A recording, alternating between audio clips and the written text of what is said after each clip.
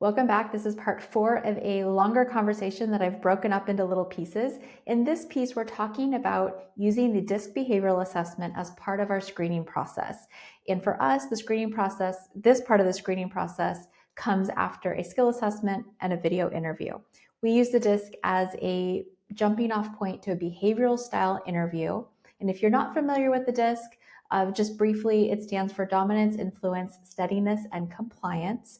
And it is a tool that is used to understand how people communicate, how they make decisions, what their motivations are, and their greatest fears. And it's a great way to get to understand how someone is likely to behave when you're working with them. So if you'd like to listen to this full conversation between myself and Erin, you can click the link above or in the description. Otherwise, please enjoy this little snapshot into how we use the DISC in our interview process.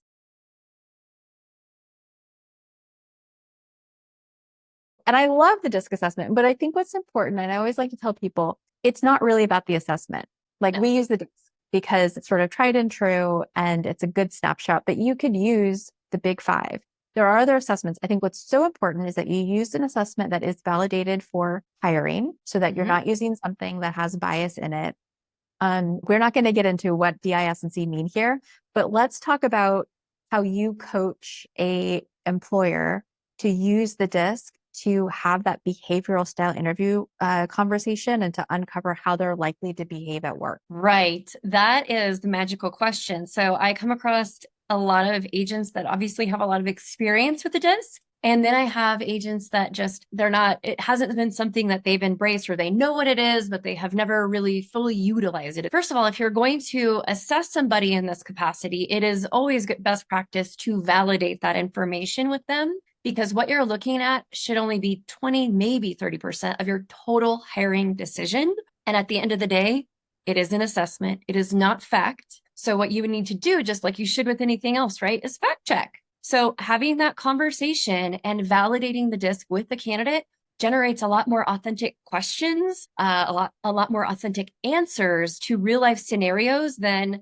tell me how you managed 30 transactions a month, right? It's going to give you a little bit more of a deeper dive into the insight of if their assessment says this person has a difficult time accepting criticism, we're going to learn, is that true? Or have they matured and they've grown enough to understand that, no, this is one of the favorite parts about working with someone because they are getting feedback. So they know where to go next. They know how to improve. They know when they're missing the mark, or they know when they're doing it just right. Yeah. And so without getting into how we validate a disc on this conversation, we basically take the summary and we go through it line by line and we use it as a jumping off point for a conversation. So it takes you down little rabbit holes. One of my favorite examples, I was interviewing a candidate from the Philippines and it said something about how they like to stand back and, they don't volunteer their opinion. And in our environment, especially at that time when our team was larger, especially the American team, I mean, we're all just like boom, boom, boom, boom, boom, boom, boom, boom, boom, like really like in it with opinions, debating things. And so we want to know what you think. Mhm. Everybody's opinion, everybody's knowledge and experience matters. So it was such a great point to say, okay, in this environment, you got to like get in there and we want your opinion and we may debate with it, but we want it. So what do I need to do to make sure you feel safe so that Mhm. you will speak up?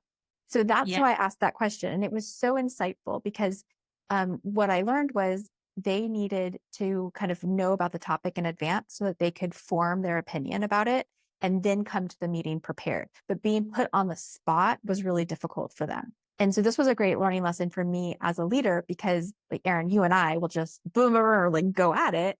And God help the church mouse who's trying to get a word in the conversation. And so I learned if there was something we needed to talk about a process that we wanted to change or a challenge with a client, I would put it in the agenda and then people could come to the meeting prepared to talk about it. And that created space for people like this employee to come with their really good, valuable ideas and insight, because that's important. I want Yeah. everybody's insight. So this is why the disc is so valuable. If you don't understand how people are likely to behave, you may assume that they're going to be like you, like I was in that situation, or you might end up frustrated because you don't think somebody's showing up the way you need them to, but you don't understand them. And I also use my husband as a great example. When it comes to the disc, I had him take the disc when we were first dating. So this was almost 20 years ago. And my husband is a very, very high D and a very, very high C. So he has no like interpersonal soft feely skills. He's an executive chef. He's like an Italian Gordon Ramsay, like rah. And so he needs everything to be fast and he needs everything to be accurate. And so if you tell him a light bulb is out and it's a Saturday night at 8 o'clock at night, he will get off the sofa and go change the light bulb because it might as well be done right now. And then we'll both be annoyed because you didn't need to do it right now. So understanding how people are going to behave helps you kind of forgive things about them that might otherwise frustrate you. And it helps you navigate conversations with them. So this is so helpful. I find the disc is so helpful in all areas of our life. It's something that once you understand what it all means, you can recognize trends in clients so you can shift how you talk. Do they need a lot of information? Do they need, how's your day? How's it going? Warm and fuzzy. And the same thing happens with your employees. So the more you understand about them, the better you can communicate with them and vice versa. I mean, we have clients who will share their disc with their final candidate and talk about, okay, this is how I show up. Like I send 2-word emails and it doesn't mean I'm mad at you, right? I want bullet points. Do not give me a story, right?